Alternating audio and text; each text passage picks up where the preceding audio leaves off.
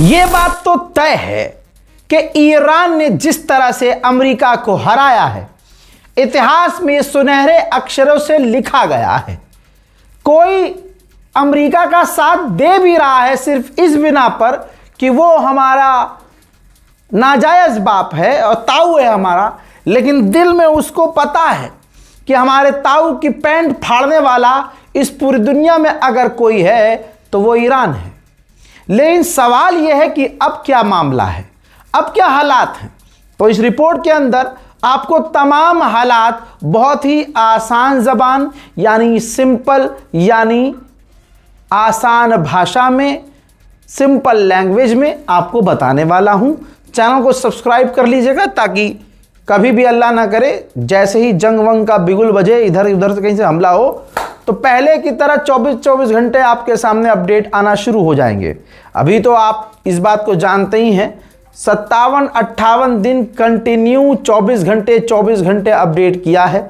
तो थोड़ा डॉक्टर ने हमें सख्ती से कहा है कि आराम करना ज़रूरी है, वरना ये YouTube तुम्हारी जान पर बनाएगा। यही वजह है कि अच्छा 25 अप्रैल को भैया तुम्हारे भाई का बर्थडे भी था। तो वैसे तो मैं कुछ करता नहीं हूँ, लेकिन बर्थडे के बहाने मुझे बस घर पे आराम करना था, वो मैंने किया। और अब जो कमेंट लोग करेंगे रज़ा भाई हैप्पी बर्थडे, क्योंकि मैं इतना शोर नहीं मचाता हूँ, तो बहरहाल जो लोग कमेंट करेंगे भाई रज़ा भाई मुबारक हो, उन सबका एडवांस में ही शुक्रिया। बहरहाल back to the point, Iran के विदेश मंत्री, तस्वीर आपके सामने, ईरान के विदेश मंत्री Abbas Araghchi direct Vladimir Putin से मिल लिए हैं। रशिया गए थे, दोनों के बीच मुलाकात हुई है। मुलाकात का ये मंजर आपके सामने है। सारांश ये है, शॉर्ट में ये है कि रशिया ने पूरी तरह से ईरान का साथ दिया है और कहा है कि हम ईरान के साथ हैं। सबसे बड़ी बात ये थी कि ईरान के विदेश मंत्री ने बताया कि मैं व्लादिमीर पुतिन के लिए अपने सुप्रीम लीडर का मैसेज लेके आया हूं, जिसके बाद व्लादिमीर पुतिन ने दुनिया को कंफर्म किया, मीडिया से बात करते हुए कहा कि मुझे मुश्तबा खामनाई का मैसेज मिला है।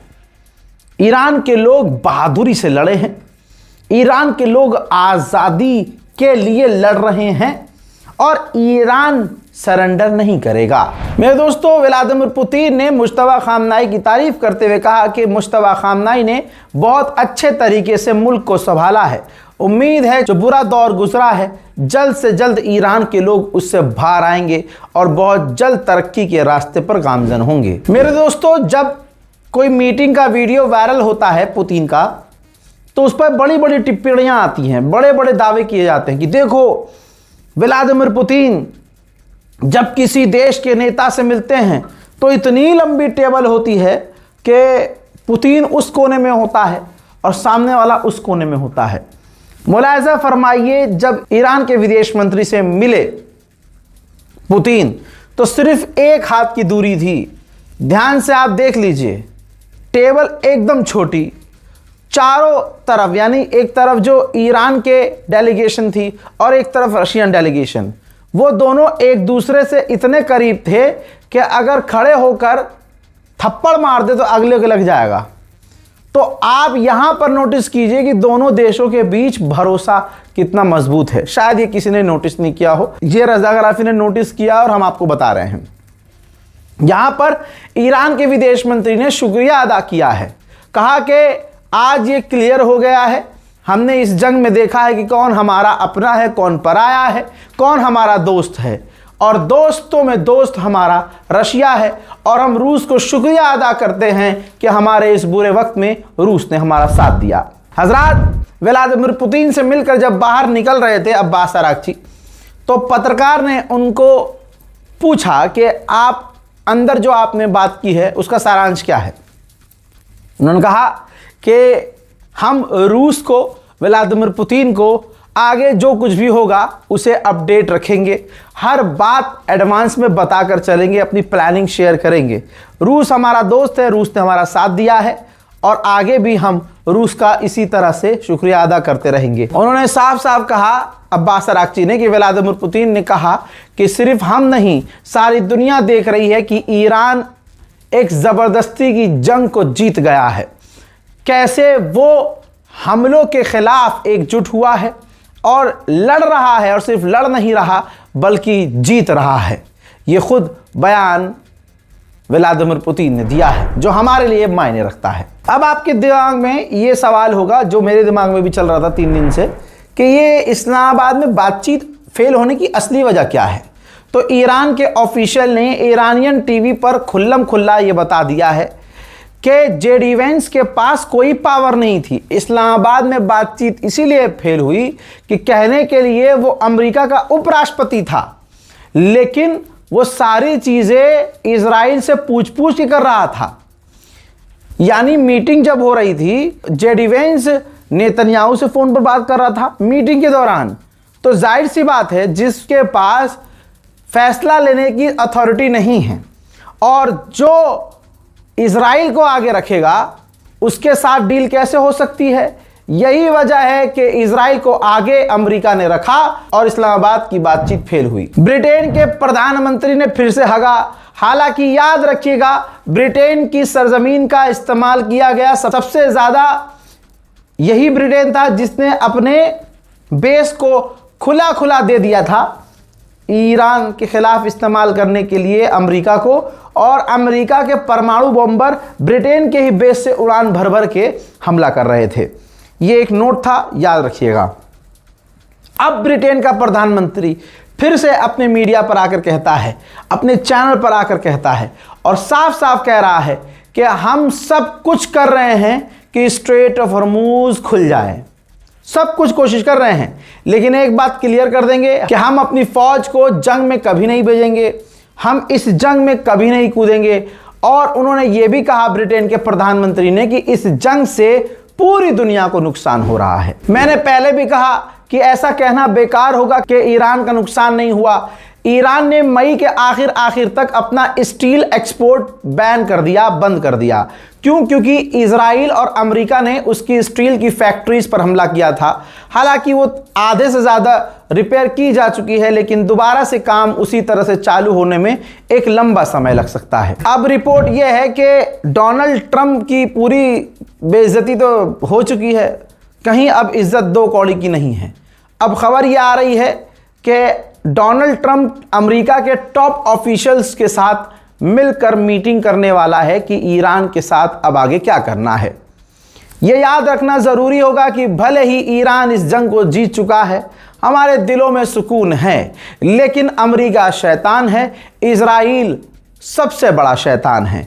ये दोनों शैतान अपनी शैतानियों से बाज नहीं आते हैं। हो सकता है जो लंबा समय लिया हो, यह अमेरिका और इजराइल ने सीज फायर का बहाना बनाकर तैयारी करने के लिए लिया हो, क्योंकि तैयारियां लगातार अमेरिका और इजराइल की नजर आ रही हैं। इजराइल के अंदर जो एयरपोर्ट है, बेन गुरियन एयरपोर्ट, जरा उसका ये एक मंजर देख लीजिए।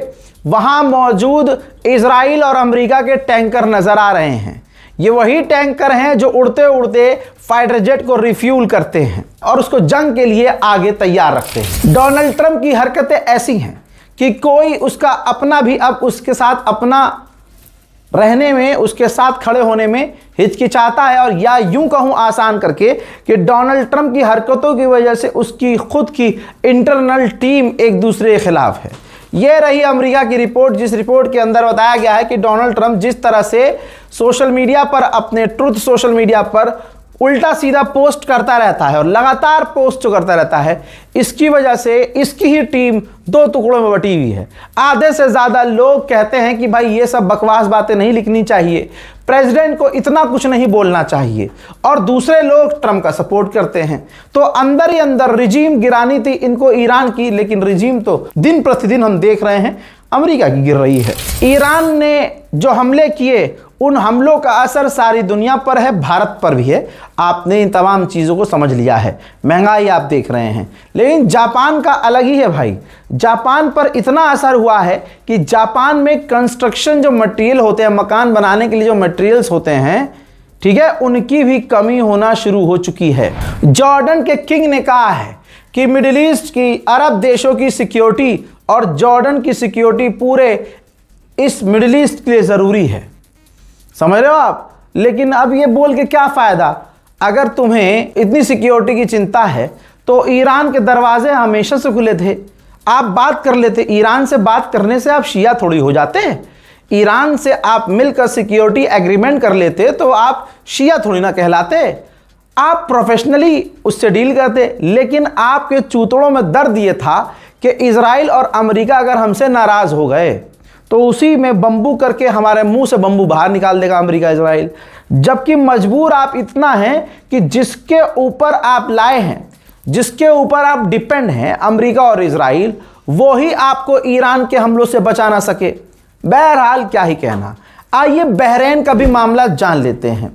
बहरीन में ऑब्वियसली सुन्नी सरकार है, लेकिन वहां जो छोटे समुदाय के लोग हैं, जो कम तादाद में हैं, या दूसरे जो गैर सुन्नी हैं, उनको हमेशा से बहरीन की सरकार, जो बहरीन का बादशाह है, उन्हें दबाता, मिटाता, मारता आया है। अब आपको बता दूं 69, ये रही रिपोर्ट, 67 एक, अब जबकि मेरे पास रिपोर्ट 75 की है भाई। रिपोर्ट के मुताबिक 1.70 जो बहरीन के ही लोग थे उनकी नागरिकता रद्द कर दी है। सिर्फ वही नहीं, उनके परिवार वालों की भी नागरिकता, जो शिया समुदाय के थे, जो शिया थे, उनकी नागरिकता छीन ली है बहरीन के बादशाह ने, और कह दिया है कि अब ये तुम्हारा मुल्क नहीं है, यहां तुम अगर हो भी तो ऐसे हो जैसे घुसपैठिए। बताइए क्यों? क्योंकि ईरान का सपोर्ट किया इन लोगों ने। क्यों? क्योंकि ईरान जो अमेरिका से लड़ रहा था, इजराइल पर हमला कर रहा था, तो बहरीन के शिया समुदाय के लोगों ने इजराइल और अमेरिका के खिलाफ जाकर ईरान का साथ दिया। बहरीन की औकात इतनी नहीं है कि अमेरिका और इजराइल के साथ खड़ा होकर ईरान पर हमला कर सके या ईरान से जंग में उतर आए। औकात नहीं है बहरीन की, लेकिन अपनों पर ही, ऐसा एक और देश का प्रधानमंत्री है, सामने से जब कॉल आता है तो पैंट में पेशाब निकल जाता है, लेकिन जब अपने लोगों की बात आती है तो अपने लोगों पर सारी ताकत दिखाता है। यही बहरीन के बादशाह ने किया है। ईरान का कुछ उखाड़ नहीं पाया, लेकिन बहरीन के 70 नागरिकों से उनकी नागरिकता छीन ली। अब यहां पर ईरान को यह करना चाहिए कि जिन जिन लोगों की नागरिकता छीनी है, ईरान उनको अपने मुल्क में फ्री में ज़मीन दे, फ्री में मकान दे, उनकी सिक्योरिटी का, उनकी ज़िंदगी का ख्याल रखे। वरना भाई ईरान ये बहुत गलत करेगा। जो लोग ईरान के लिए अपनी नागरिकता खो चुके, अपनी ज़िंदगी ख़तरे में डलवा चुके, ईरान उनको छोड़ दे ऐसे बीच मझधार में, ये तो ईरान की गलत बात होगी। मैं अपील करता हूँ ईरान से, पूरी दुनिया में जहाँ जहाँ आपका सपोर्ट करने की वजह से उन्हें नुकसान उठाना पड़ रहा है, ईरान ऐसे लोगों का ख़ास ख्याल रखे। डोनाल्ड ट्रंप चारों तरफ से गालियां सुन रहा है। 70% अमेरिकी ही, ये देख लीजिए, 70% अमेरिकी नागरिक डोनाल्ड ट्रंप को ब्लेम कर रहे हैं, जो आज फ्यूल के दाम, डीजल पेट्रोल के दाम बढ़ रहे हैं। डोनाल्ड ट्रंप पर प्रेशर लगातार बढ़ रहा है। अगर सीज फायर है तो इसका मतलब ये नहीं है कि डोनाल्ड ट्रंप मस्त है, नहीं, चेहरे की हवाइयां उड़ी रहती हैं, चेहरे के एक्सप्रेशन अजीब तरह के रहते हैं, परेशान वो नजर आता है, ये सच्चाई है। लीपा पोती करने में आज भी गुलाबी सुअर व्यस्त है। फॉक्स न्यूज पर इंटरव्यू देते हुए उसने कहा, जो कि ऑडियो में था, कहा कि चाइना ईरान की छोटी मोटी मदद कर रहा है, छोटी मोटी कवर करने के लिए कहा कि क्योंकि हम भी यूक्रेन की मदद करते हैं तो चाइना भी ईरान की मदद कर रहा है। कहा कि अगर ईरान ने परमाणु हासिल कर भी लिया, देखिए जो कल तक कह रहा था कि परमाणु हासिल नहीं कर सकता या हमने उसके परमाणु को मिटा दिया है, कह रहा है अब कि अगर ईरान ने परमाणु हासिल कर भी दिया तो इजराइल उसे तबाह कर देगा। बताइए, अपनी किसी भी एक बात पर गुलाबी सुअर खरा नहीं उतर पाया है। अब बताइए, ये ईरान की जीत नहीं तो क्या है?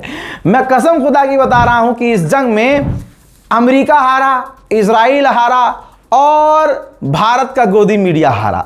भारत का हिंदूवादी हार गया, हिंदूवादी मीडिया। हिंदुओं को खुश करने के लिए ईरान को नीचा दिखाया भारत के मीडिया वालों ने, हिंदुओं को खुश करने के लिए। सोचिए भाई, क्यों नहीं? जो समाज मुसलमानों को चिढ़ाने के लिए सूअर पालने पर मजबूर हो, जो समाज मुसलमानों को नीचा दिखाने में इतना नीचा हो जाए कि वो सूअर को अपने घर में पाले, सुअर, अबे भाई सुबह सुबह अपनी गांड धोई नहीं जाती इनसे, ये सुबह सुबह सुअर नहला रहे हैं। आप तवज्जो दे रहे हैं? सुअर, और भाई उसको छोड़ देते, उसको बांध के रख रहे हैं।